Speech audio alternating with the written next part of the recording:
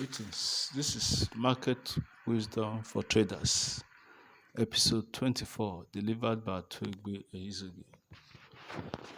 For forex, stocks, options, equity, and non-chart-related trading.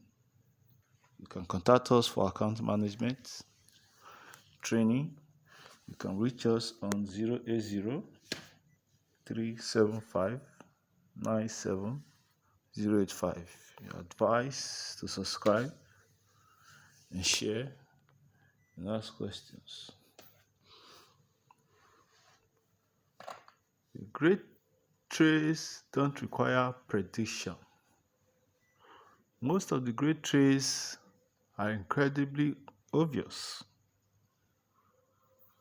Because the bulls control most of the money, you should expect the transition to a bear market to be quite slow. Predicting the top of a bubble is like trying to predict the weather 1 year out. The same set of conditions can lead to wildly different outcomes if replayed multiple times. The difference between risk and uncertainty is that in the realm of risk, you know the odds, but with uncertainty, you don't know the odds.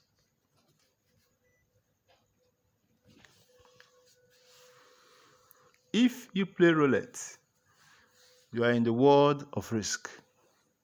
If you are dealing with possible economic events, you are in the world of uncertainty. If you don't know the odds, putting a number on something makes no sense.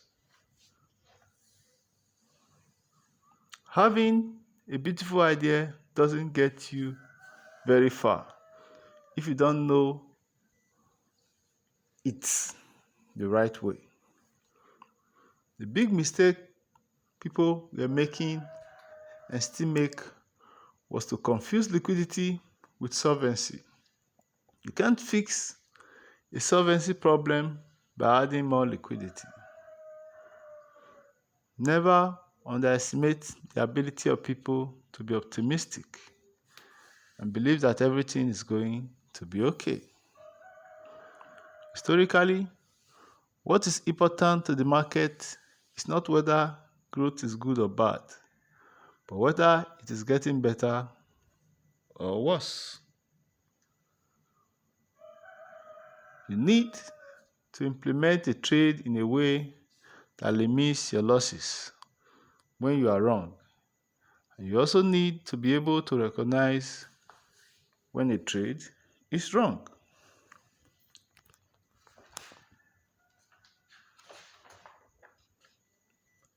George Soros has the least regret of anyone I've ever met. Even though he will sometimes play up to his public image as a guru who knows what is going on, it is in no sense what he does as a money manager. He has no emotional attachment to an idea. When the trade is wrong, we just cut it, move on, and do something else. That is what strikes me about really good money managers. They don't get attached to the ideas. You need a method that suits your personality. I recognize the world as I find it, and I'm flexible enough to change my mind. You learn from everyone around you, but you have to do what makes sense for you, even if it is the opposite of what makes sense for other people. It is not about being right all the time. Most good macro traders will be right only about half the time, or even less. If I try to teach you what I do, you will fail because you are not me.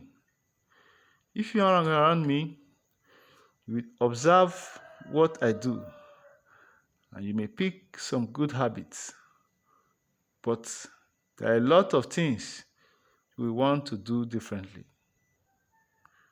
No one who trades for the money is going to be any good.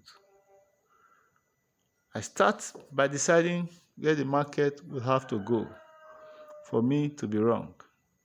That is where I place my stop. That means that it is not difficult for me to get out of a position if the market goes there. This brings us to the end of episode 24 of Market Wisdom for Traders. Advise to subscribe, share, and to contact us for training or money management. Thank you.